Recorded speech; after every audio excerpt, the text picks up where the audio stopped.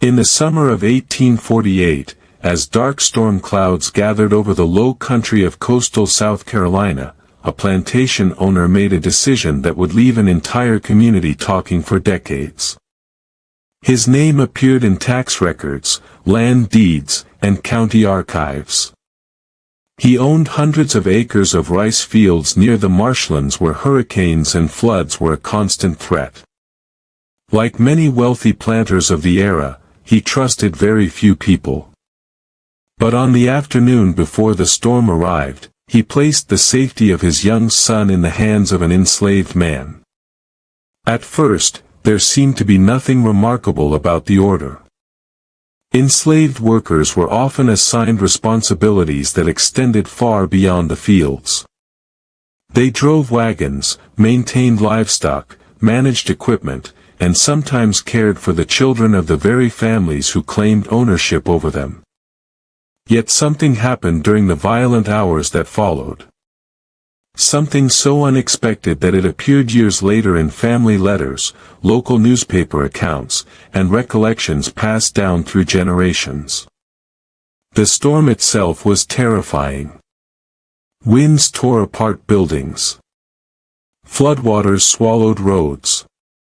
Entire sections of the plantation disappeared beneath rising water. When morning finally came, neighbors expected to find tragedy. Instead, they discovered a scene nobody had anticipated. The master's child was alive. The enslaved man was alive. And the truth about what had happened during that long night would force people throughout the county to confront a question they had spent years trying to avoid. Who had really shown courage when everything was on the line? More than a century later, historians searching through plantation records, census documents, and forgotten local archives uncovered details that transformed an old family story into something far more complicated. Because the storm was only the beginning. The real mystery emerged when researchers discovered what happened to the enslaved man afterward.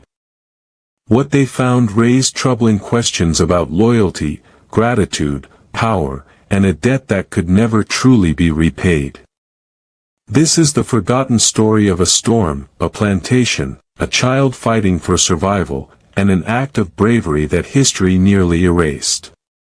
By late afternoon, the sky over the rice fields had turned an unusual shade of gray. Old residents of the South Carolina coast knew what that color meant. The marsh birds vanished first. Then the wind shifted. Then came the silence. On the Whitaker plantation, workers hurried to secure tools, livestock, and supplies before darkness arrived. Storms were nothing new. But this one felt different. Several enslaved men later described the air as heavy and difficult to breathe. Even the plantation owner, Thomas Whitaker, appeared uneasy. County records show Whitaker was among the largest landholders in the district. He owned hundreds of acres and dozens of enslaved workers. His wealth depended on the rice harvest. A major flood could destroy an entire year's income. Yet that evening, his attention seemed fixed on something else. His only surviving son. The boy was 9 years old. Small for his age. Frequently ill. Family correspondence from the period suggests the child had survived several serious fevers. Whitaker was deeply protective of him. Some neighbors even considered it an obsession. The boy represented more than family. He represented inheritance. The continuation of the Whitaker name. The future of the plantation itself. As preparations continued, one enslaved man received unusual instructions. His name was Isaiah. At least, that is the name recorded in several surviving plantation inventories. Little else was documented about him. No birth date. No family history. No personal details. Just a name. And a value assigned beside it. Like livestock. Like equipment. Like property. Yet Isaiah occupied a strange position on the plantation. He rarely worked in the fields. Instead, records suggest he performed skilled labor. Repairs. Maintenance. Transportation. Jobs requiring trust. That trust became important as the weather worsened. Shortly before sunset, Whitaker ordered Isaiah to remain near the main house. Not the barns. Not the storage buildings. The house. Specifically, the boy. Several witnesses later remembered the instruction. Protect him. Nothing more. Nothing less. The order itself was not unusual. What happened next was. The first signs of trouble appeared after dark. Rain arrived in sudden sheets. Powerful gusts slammed into windows and doors. Workers crowded into cabins built on slightly higher ground. Many had experienced storms before. Few had seen one strengthen so quickly. By midnight, conditions had become dangerous. Trees snapped. Sections of fencing vanished. Water surged across fields that had been dry only hours earlier. The plantation's drainage channels overflowed. Rice fields became lakes. Then came the alarm. A plantation overseer reportedly rode through the property shouting warnings. The river was rising. Faster than expected. Much faster. Panic spread. Some workers began moving belongings to lofts and elevated platforms. Others tried securing livestock. The wind drowned out most conversation.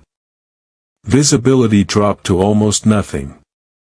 And somewhere amid the chaos, the master's son disappeared. At first nobody noticed. The storm consumed everyone's attention. Minutes passed. Then longer. Finally a servant entered the boy's room. Empty. The bed untouched. No sign of him. Witness accounts differ about what happened next. But several sources agree on one detail. Thomas Whitaker lost control.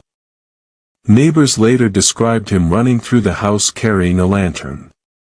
Shouting his son's name. Searching room after room. The boy had simply vanished. In ordinary weather, a missing child would have been frightening. During a flood, it was catastrophic. The plantation bordered marshland. Deep water surrounded portions of the property. Strong currents could sweep away even an adult. The realization struck everyone at once. The child was somewhere outside. Alone. And the storm was growing worse. Whitaker immediately demanded answers. Nobody had them. Workers searched buildings closest to the house. Nothing. Barns. Nothing. Storage sheds. Nothing. The boy was nowhere to be found. Then someone noticed something troubling. Isaiah was missing too. For a moment, suspicion spread through the household. Quickly. Dangerously. A missing child. A missing enslaved man. In the tense atmosphere of the antebellum South, assumptions formed easily. Some believed Isaiah had abandoned his post. Others feared something far worse. Whispers moved through the house. Whitaker reportedly became furious. Witnesses later claimed he threatened severe punishment if Isaiah was found alive without the child. Search parties attempted to leave the house. The weather made it nearly impossible. Lanterns blew out. Roads vanished beneath water. Even horseback travel became dangerous. Hours passed. No sign of either figure. Inside the main house, panic deepened. Outside, floodwaters continued rising. Then a new report arrived. One of the overseers claimed to have seen movement near the old rice dikes. The location was nearly half a mile away. It made no sense. The boy had no reason to be there. Yet several men prepared to investigate. The trip proved difficult. Water covered much of the route. Debris floated everywhere. Branches. Broken fencing. Pieces of rooftops. The storm had transformed familiar land into something unrecognizable. When the searchers finally reached the area, they found nothing. At least, nothing human. Only footprints. A single trail. Partially washed away. Leading toward deeper floodwater. The discovery intensified fears. Many assumed the worst. Even experienced outdoorsmen doubted anyone could survive in those conditions for long. News spread quickly across the plantation. Workers exchanged worried looks. Some openly questioned whether the child was already dead. Others wondered about Isaiah. Why had he disappeared? Had he fled? Had he drowned? Or had something else happened entirely? The answers remained hidden beyond the darkness. And the storm showed no sign of ending. Near dawn, conditions reached their worst point. Several cabins flooded. Workers climbed onto furniture and lofts to escape rising water. Sections of the property became completely inaccessible. The main house itself began taking damage. Windows shattered. Roof shingles tore away. For many people on the plantation, survival became the only concern. Yet Whitaker refused to stop searching. Witnesses later remembered his face. Exhausted. Soaked. Desperate. He no longer cared about crops. Or buildings. Or money. Only his son. Then, just as first light began appearing beyond the storm clouds, a rider arrived from a neighboring plantation. The man carried unexpected news. Several miles away, near an abandoned rice embankment, someone had reportedly seen two figures during the night. One appeared to be an adult. The other much smaller. The sighting changed everything. Hope returned. But so did confusion. How could anyone have traveled that far through floodwater? And why would they be heading toward one of the most dangerous parts of the property? The questions multiplied. The answers did not. Whitaker immediately organized another search. This time, every available man joined. The storm had weakened slightly. Visibility improved. For the first time in hours, they had a chance. What they discovered several hours later would shock the entire county. But before they reached the abandoned embankment, one searcher stumbled upon something buried in the mud. A small object. Ordinary at first glance. Yet instantly recognizable. It belonged to the missing boy. And beside it were signs that suggested neither he nor Isaiah had been alone that night. The object lying in the mud was a small leather shoe. There was no doubt who it belonged to. Several men recognized it immediately. The Whitaker boy had been wearing the pair only the day before. The discovery stopped the search party cold. For a few moments, nobody spoke. The storm had scattered debris across the plantation. But this was different. This was evidence. Evidence that the child had reached this place. And perhaps gone farther. One of the searchers examined the ground more closely. The flood had damaged most tracks. Yet traces remained. Faint impressions. Barely visible. Enough to raise new questions. There appeared to be several sets of footprints. Not one. Not two. Several. The finding unsettled everyone.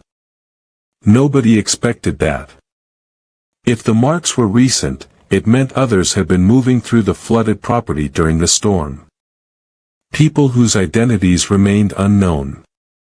Word spread quickly. By midday, rumors had reached neighboring plantations. Each version sounded different.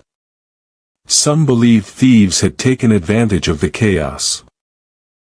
Others suspected runaways moving through the marshlands. A few thought the tracks belonged to workers attempting to save livestock. Nobody knew. But uncertainty fed fear. Thomas Whitaker listened carefully to every report. His mood had changed. The anger remained. But desperation was beginning to overpower it. Witnesses later recalled that he appeared exhausted. A man running out of hope. The search continued toward the abandoned rice embankment. Years earlier, the structure had been used to control water levels in nearby fields. Now it stood mostly unused. Storm damage and neglect had left portions unstable. Even in good weather, few people visited the area. The flooded conditions made it even more dangerous. As the party advanced, signs of destruction became increasingly severe. Trees lay uprooted. Sections of earth had collapsed. Water rushed through gaps where embankments once stood. Then one of the men spotted something unusual. A length of rope. Partially submerged. Caught against broken timber. At first glance it seemed unimportant. But closer inspection revealed fresh cuts. Not weathered. Not old. Recent. The rope had been severed. Cleanly.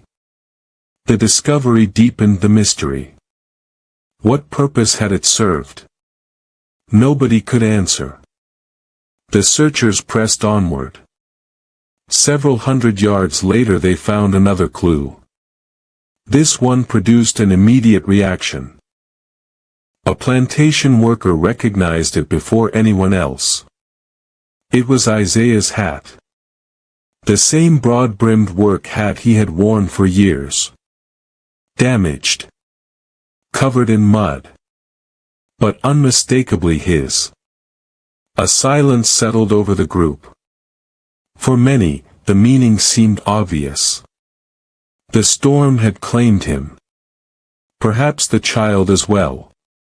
Yet something felt wrong. The hat showed little water damage. It appeared recently lost. Not carried away by flood currents. One searcher quietly suggested another possibility. Perhaps Isaiah had removed it himself. The idea lingered.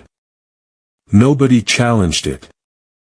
Because deep down, several men were beginning to suspect that Isaiah had survived longer than anyone imagined. Back at the plantation, reactions grew more intense.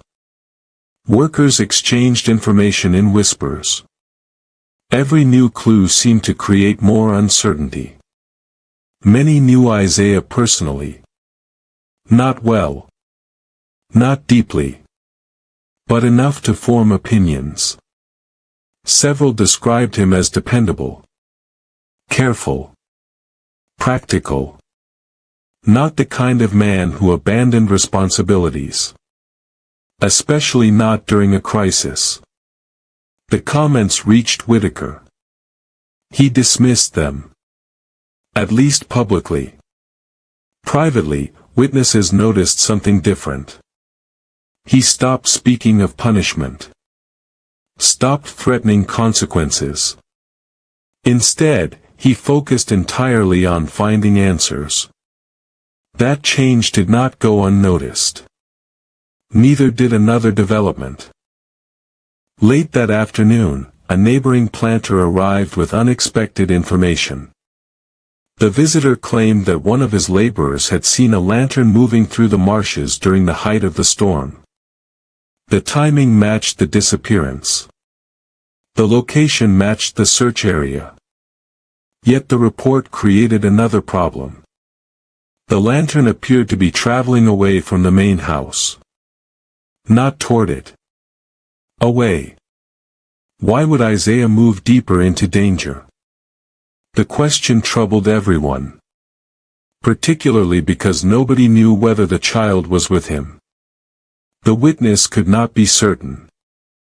Distance and weather made details impossible to confirm.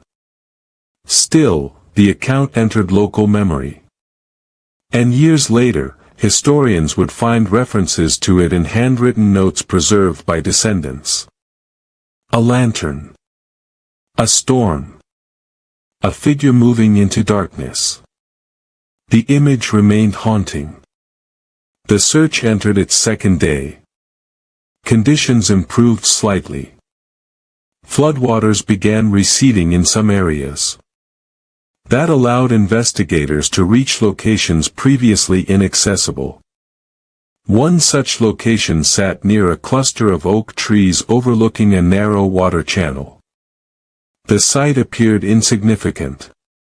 Until searchers noticed fresh disturbance in the mud.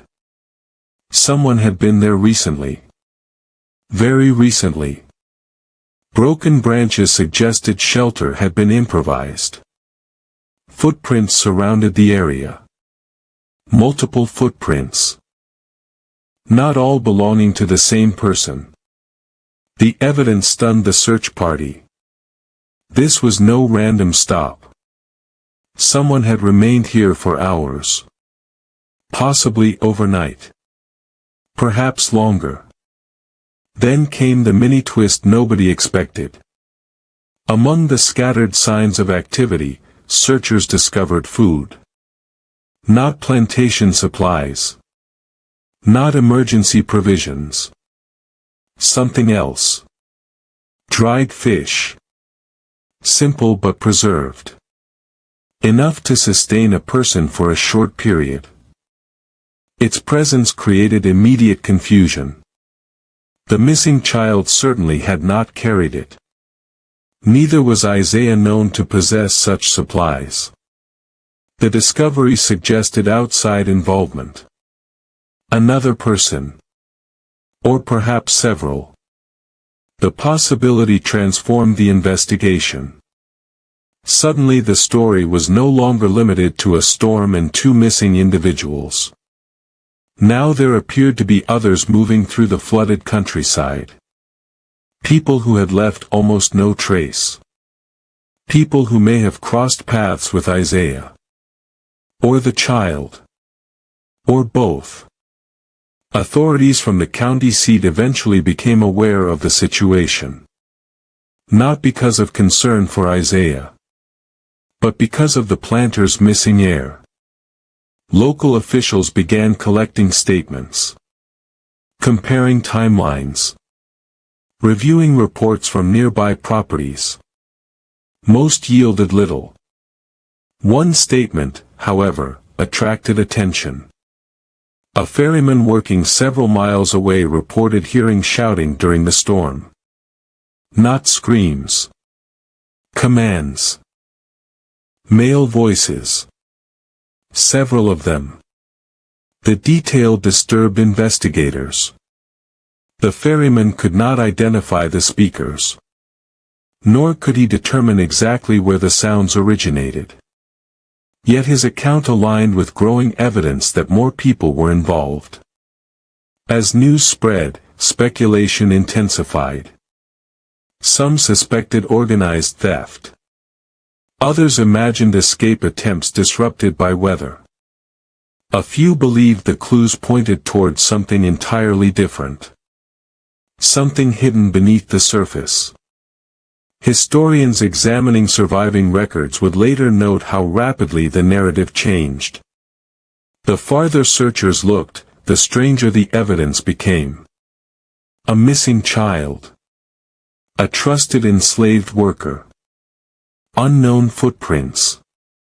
Fresh food. Lantern sightings. Voices in the darkness. Nothing fit together. Not yet.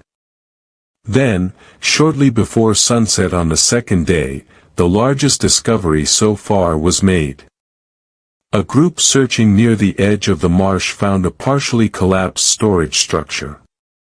The building had not appeared on recent plantation maps.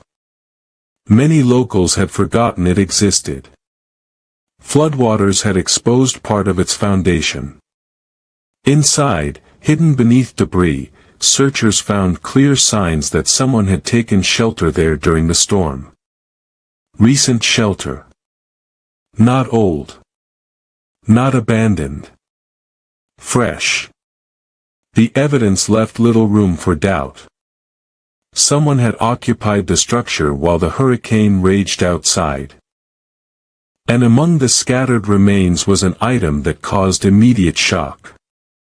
A small scrap of cloth. Torn. Mud-stained. But instantly recognizable. It had come from the missing boy's coat. For the first time, searchers knew with certainty that he had survived part of the night. The question was how long? And with whom? But even more troubling was what they discovered moments later. Hidden beneath a loose floorboard was another object. A folded piece of paper. Protected from the water. Deliberately concealed. No one present recognized the handwriting. Yet the document appeared old enough to predate the storm. Old enough to suggest that whoever used the shelter had a reason for keeping secrets. As officials carefully unfolded the paper, several men exchanged uneasy looks. Because whatever was written inside had been hidden there long before the Whitaker boy disappeared. And somehow, it appeared connected to everything. The paper was damp around the edges but still readable. Officials unfolded it carefully. Several men leaned closer. At first, the document appeared unrelated to the search. It contained no mention of the missing child. No reference to the storm. No explanation for Isaiah's disappearance. Instead, it listed names. Just names. Several of them. Written in faded ink. Beneath each name appeared dates and short notes. Nobody immediately understood their significance. The county official studying the paper frowned. Something about it seemed familiar. Then realization struck. The names belonged to enslaved men. Men who had once lived on nearby plantations. Men who no longer appeared in local records. The discovery created immediate unease. Plantation owners exchanged nervous looks. In the South of the 1840s, records mattered. Property records. Labor records. Transfer records. Missing names created questions. Questions many preferred to avoid. The document was quietly taken into custody. Yet word spread anyway.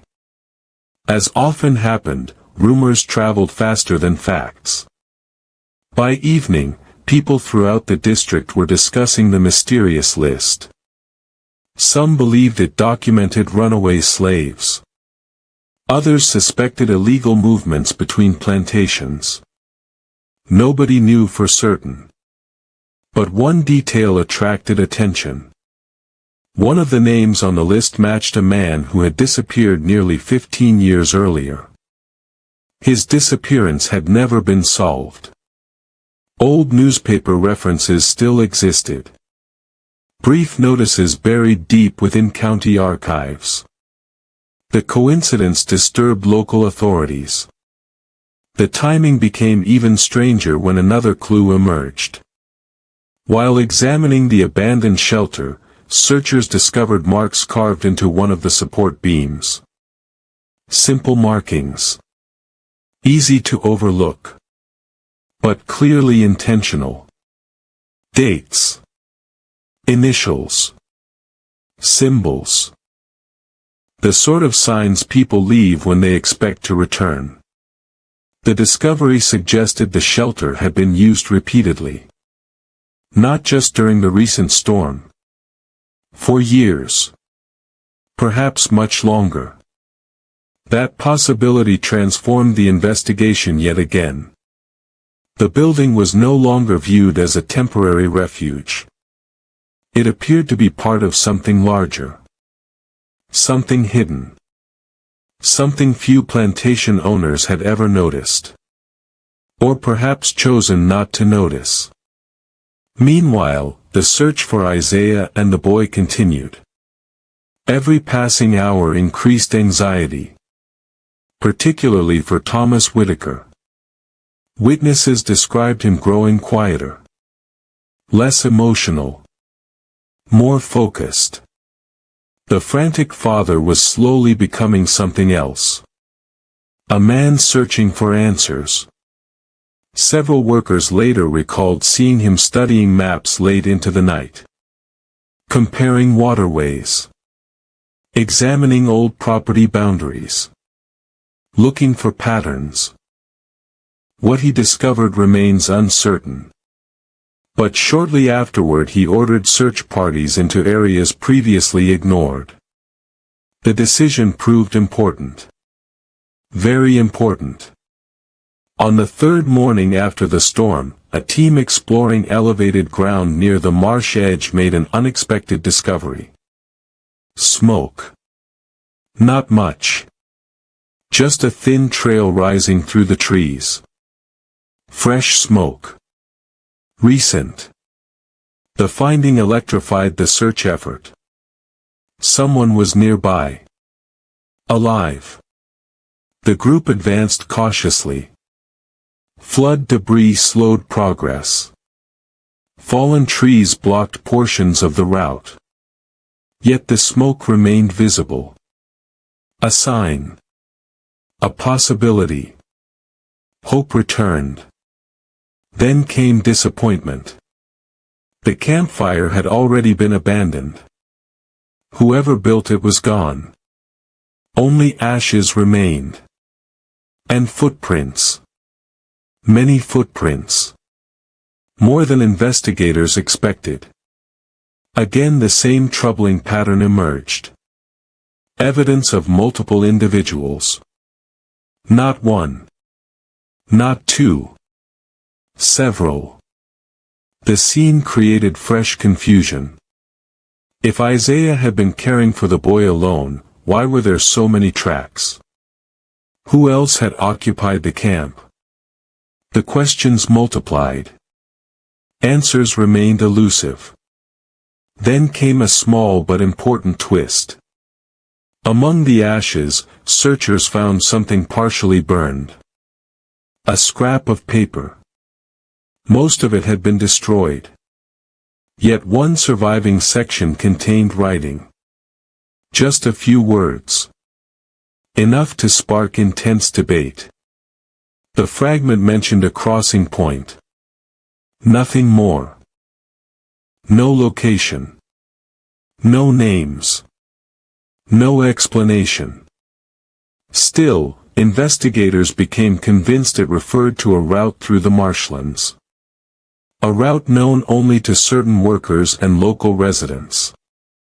The possibility carried enormous implications. Because such routes often existed beyond the knowledge of plantation owners. Hidden paths. Boat channels. Raised ground connecting isolated areas. Knowledge passed quietly between generations. Knowledge rarely recorded in official documents. Historians studying similar regions have found evidence of such networks throughout the coastal South. Informal routes used for travel, communication, and survival. The smoke camps suddenly seemed connected to that world. A world existing alongside plantation society but largely invisible to those who controlled it. As speculation grew, another witness came forward. An elderly laborer from a neighboring property. His statement was unusual. Perhaps too unusual. Yet authorities recorded it anyway. He claimed to have seen Isaiah several months before the storm speaking with men he did not recognize. The meetings occurred near the river. Always after dark. Always brief. The witness could offer no names. No details. Only impressions. At first, investigators viewed the account with suspicion. Then another witness reported something similar. Then another. A pattern began emerging. One nobody expected. Isaiah appeared to have been leading a life few people understood. Not criminal. Not rebellious. Simply hidden. The revelation stunned many who knew him. Especially workers from Whitaker Plantation. Most insisted Isaiah was quiet. Predictable. Ordinary. Yet the evidence suggested otherwise. There were pieces of his story nobody had ever seen. Pieces concealed beneath years of routine. Thomas Whitaker reacted strongly. For the first time, witnesses reported genuine confusion. Not anger. Not grief. Confusion. He believed he knew Isaiah. Trusted him. Relied on him. Now that certainty was disappearing. The man he thought he understood seemed increasingly unfamiliar. The emotional impact was obvious. Particularly because his son's fate remained unknown. Late that afternoon, another breakthrough occurred.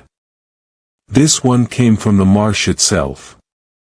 A search team located a small wooden skiff lodged against reeds. The boat was damaged but intact. Not unusual in coastal South Carolina. What made it important was its condition. Recent scratches marked the sides. Fresh mud coated the interior. Someone had used it during the storm. Very recently. Investigators examined the vessel carefully. Inside they found further evidence. A blanket. A broken lantern. And something else. A child's handkerchief. Several men recognized it immediately. The missing boy had carried one matching its description. Excitement spread rapidly. For the first time, searchers possessed proof that the child survived long enough to travel through the floodwaters. But new questions emerged instantly. Who placed him in the boat? Isaiah? Someone else? And why abandon it? The discovery fueled intense debate. Some believed Isaiah had attempted to transport the child to safety. Others argued the evidence pointed elsewhere. Neither side could prove its case. Then county officials made a decision. The mysterious list of names found beneath the floorboard would be compared against older plantation records. The process required time. Days, perhaps longer.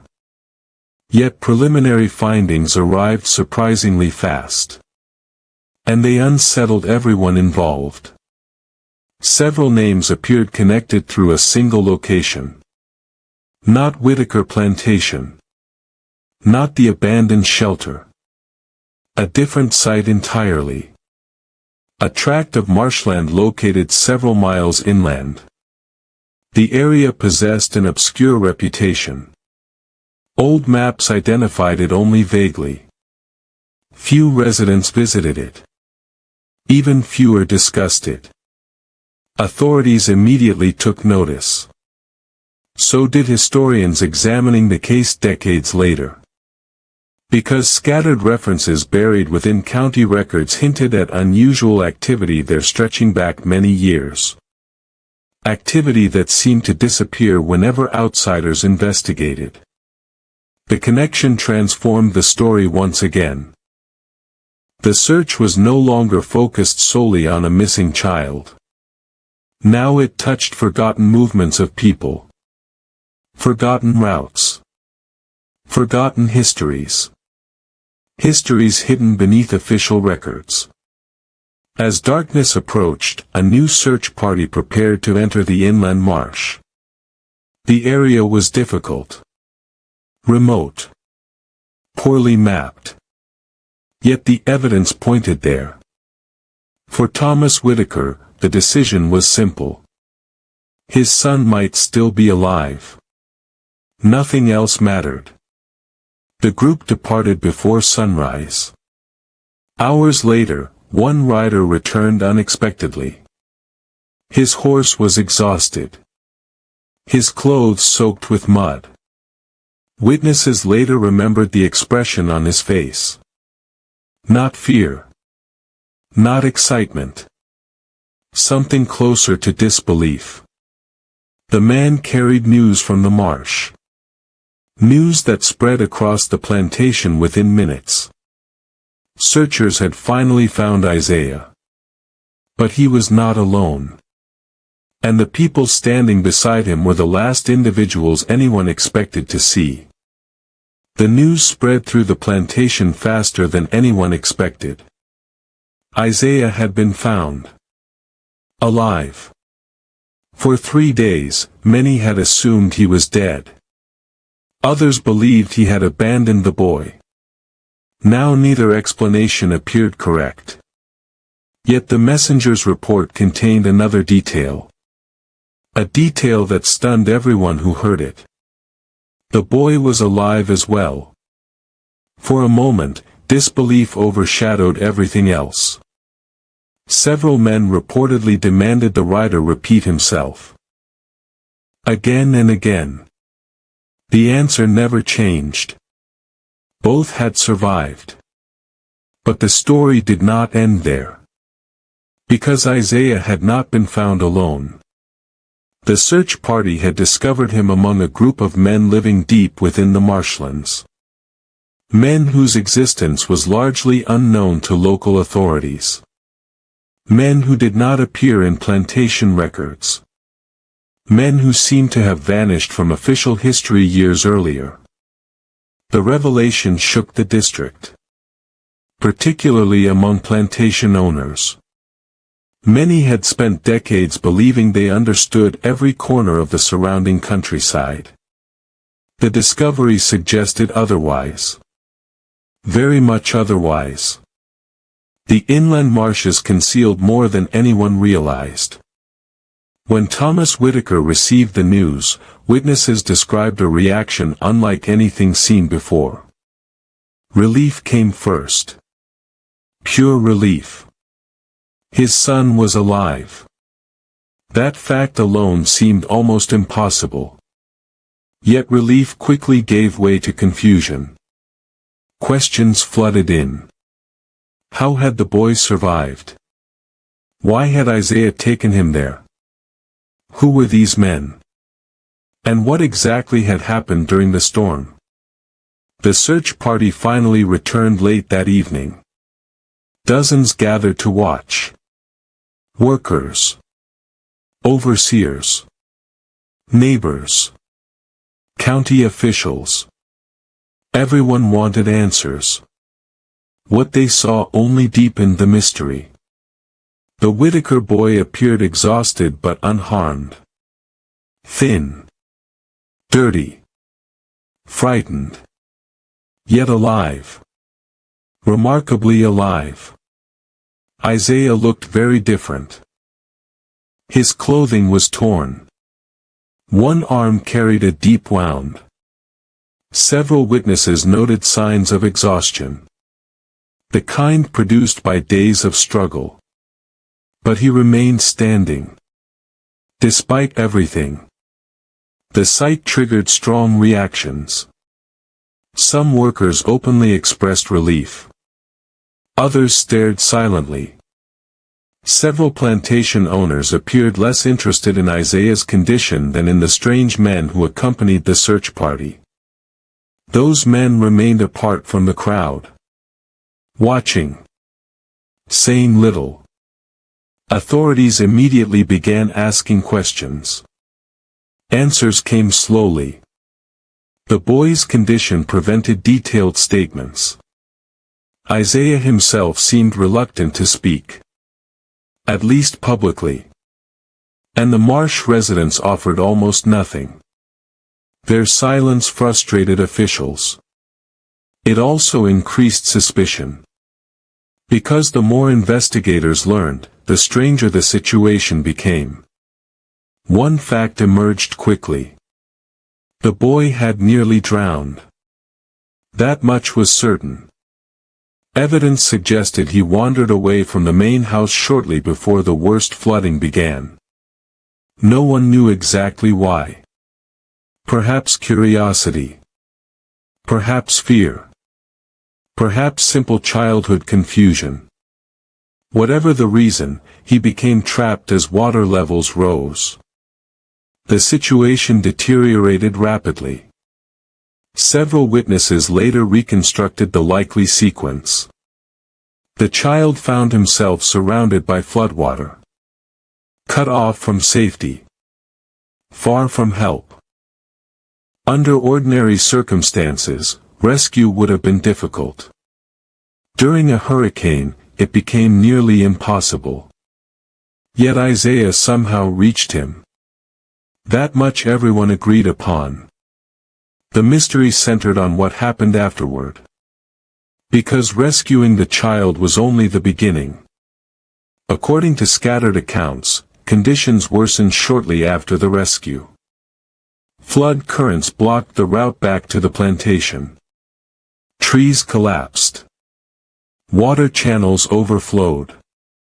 The pair became stranded. At some point, returning home ceased to be an option. Survival required another plan. That plan led toward the marsh. Toward the hidden routes. Toward the men who eventually sheltered them. The explanation sounded plausible. But gaps remained. Large gaps. And county officials noticed them immediately. Particularly when they examined the timeline. Certain details simply did not fit. Travel distances appeared inconsistent. Several locations seemed impossible to reach under storm conditions. The contradictions created fresh doubts. Then came another unsettling discovery. While reviewing old records connected to the mysterious list of names, investigators uncovered something unexpected. Many of the men identified on the document had not disappeared randomly. Several vanished during major storms. The pattern was difficult to ignore. Storm after storm. Year after year. Names appearing. Then disappearing. The finding alarmed authorities. Not because it suggested criminal activity, but because it hinted at a hidden community surviving beyond official oversight. A community perhaps larger than anyone imagined. Historians would later find similar examples elsewhere in the South. Remote settlements hidden in swamps and marshlands. Places where escaped slaves, laborers, fishermen, and isolated families sometimes lived beyond the reach of plantation society. The possibility suddenly seemed very real. And it placed Isaiah's actions in a new light. The mini-twist arrived several days later. It came from the Whitaker boy himself. Once recovered enough to speak, he provided a detail nobody expected. A detail absent from every earlier account. According to the child, Isaiah had not discovered the marsh settlement by accident. He already knew it existed. The statement stunned everyone. Particularly Thomas Whitaker. The revelation transformed the entire story. If true, Isaiah possessed knowledge he had never shared. Knowledge he had kept hidden for years. Questions immediately followed. How long had he known? How often had he visited? Who else was aware? The boy could not answer. He only repeated what he remembered. During the storm. During the flood. Isaiah had known where to go. Known where safety could be found. The comments spread rapidly. Reactions varied. Some interpreted it as evidence of deception. Others viewed it differently. Several workers quietly suggested that knowledge of the marshes had likely saved the child's life. Without it, neither survivor would have returned.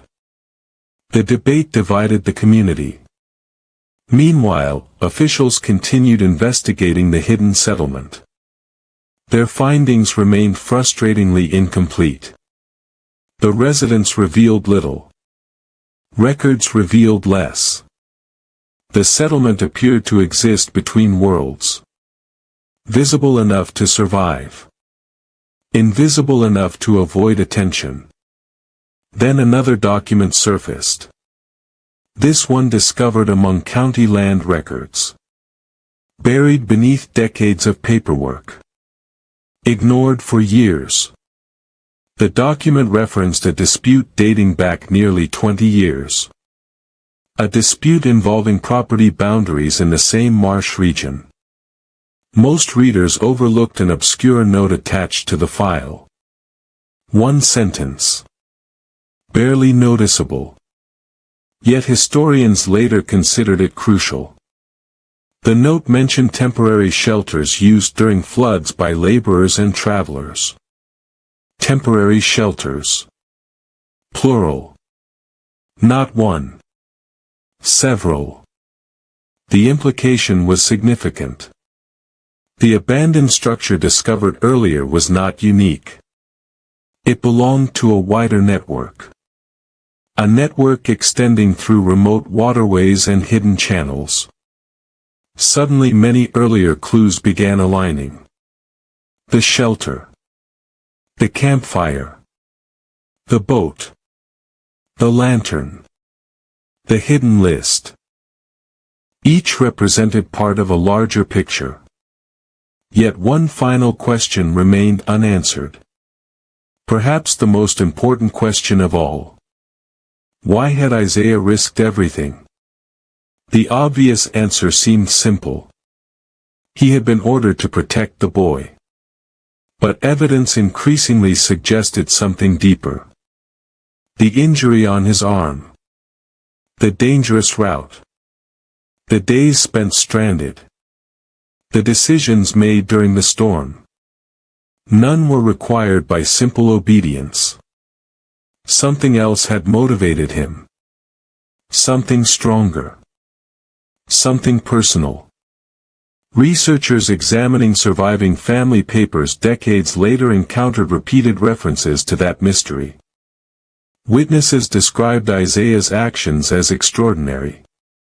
Yet few attempted to explain them. Almost as if people feared the answer. Or perhaps feared what it revealed about the world they lived in. Then came the discovery that changed the investigation one final time. A letter. Forgotten among estate documents after Thomas Whitaker's death. Never published. Never discussed publicly. The letter contained Whitaker's own account of what happened after the rescue. More importantly, it contained details he never shared with county officials. Details concerning a private conversation between himself and Isaiah. A conversation that took place only hours after the boy returned home. For generations, the letter remained hidden. Until historians uncovered it more than a century later. What Whitaker wrote inside would finally explain the storm. The rescue. The hidden settlement. And the decision Isaiah made when floodwaters closed around them. But the truth was far more complicated than anyone expected. And for Thomas Whitaker, it would become impossible to forget. The letter was unlike anything historians expected to find. It was not a public statement. Not a newspaper article. Not a legal document. It was a private record written by Thomas Whitaker himself. A plantation owner documenting a moment that had changed the way he viewed the people around him. The letter began with a simple description of the storm. The destruction. The fear. The uncertainty. But as the pages continued, the tone changed. Whitaker was no longer writing as a wealthy landowner. He was writing as a man who had witnessed something he could not easily explain. According to the letter, Isaiah had refused immediate recognition after returning the child. He did not ask for money. He did not demand reward. He did not even ask for special treatment. Instead, he reportedly asked only one question. Whether the boy was safe. That detail remained one of the most important parts of the account. Because it challenged the assumptions many people in that society held. Isaiah had risked his life. He had crossed dangerous floodwaters. He had suffered injuries. Yet his first concern was not himself. It was the child. The letter revealed another surprising detail. Whitaker admitted that he had misunderstood Isaiah. For years, he had viewed him only through the limited role assigned by slavery. A worker. A possession. A person whose value was measured through labor. But the storm forced him to see something different. A man making impossible choices under impossible circumstances. This realization did not erase the system that existed around them. It did not change the reality of slavery. But it changed the way Whitaker described Isaiah afterward. And that change was noticed. Especially by those who worked on the plantation. Workers who had known Isaiah for years. Men who understood that his actions during the storm were not an isolated moment. They believed it reflected the person he had always been. Quiet. Responsible. Protective.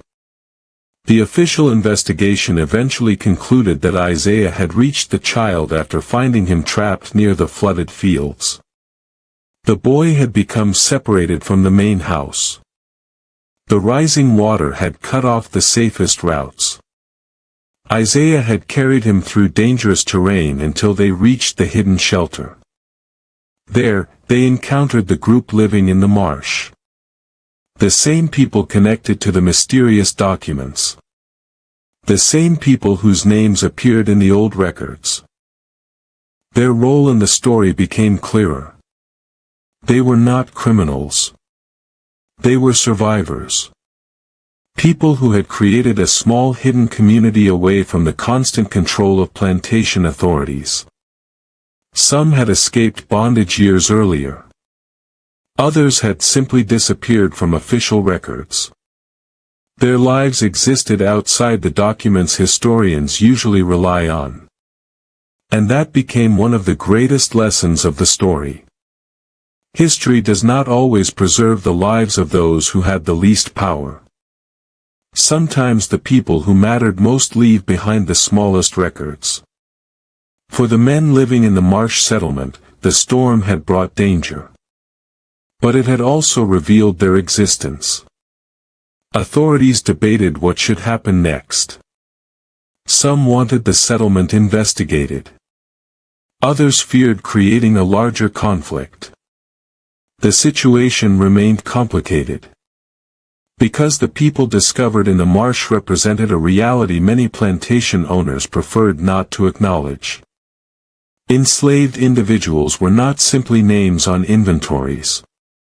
They had relationships, skills, knowledge, communities, and histories that existed beyond plantation records. The discovery forced uncomfortable questions. Questions that had no easy answers. What other communities existed unnoticed? How many people had survived by relying on hidden knowledge passed from one generation to another? How many stories had disappeared because nobody thought they were worth recording? Years passed. The Whitaker plantation continued operating. The storm became part of local memory. But the story of Isaiah changed over time. Some accounts exaggerated parts of it. Others reduced it to a simple tale of loyalty. Yet the surviving evidence suggested something more complicated.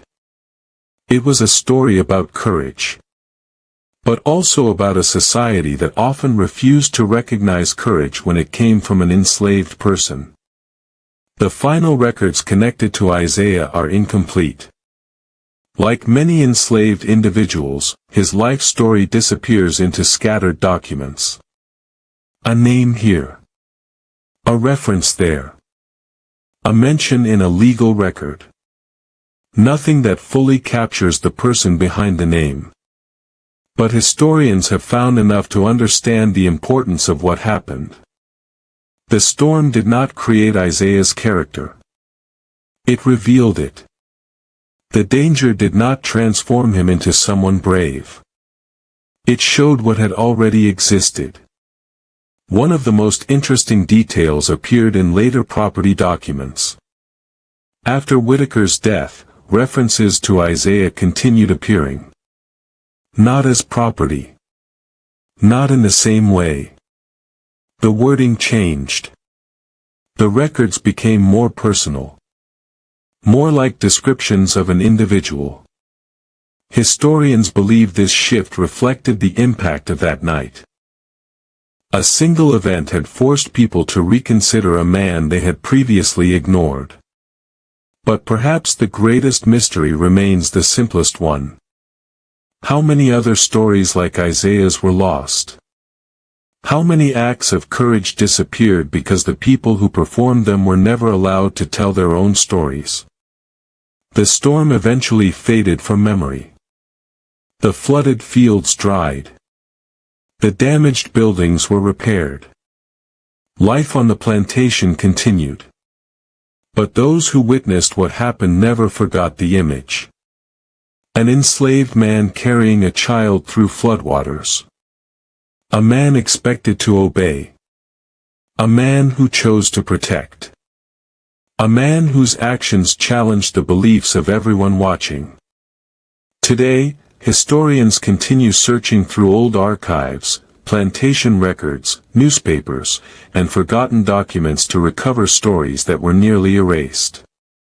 Stories of ordinary people placed in extraordinary circumstances. Stories that remind us that history is not only written by those who held power. Sometimes, the most important stories are hidden in the lives of those who had the least. If you enjoy uncovering forgotten moments from history and exploring the lives behind the records, consider subscribing for more stories that bring the past back into view.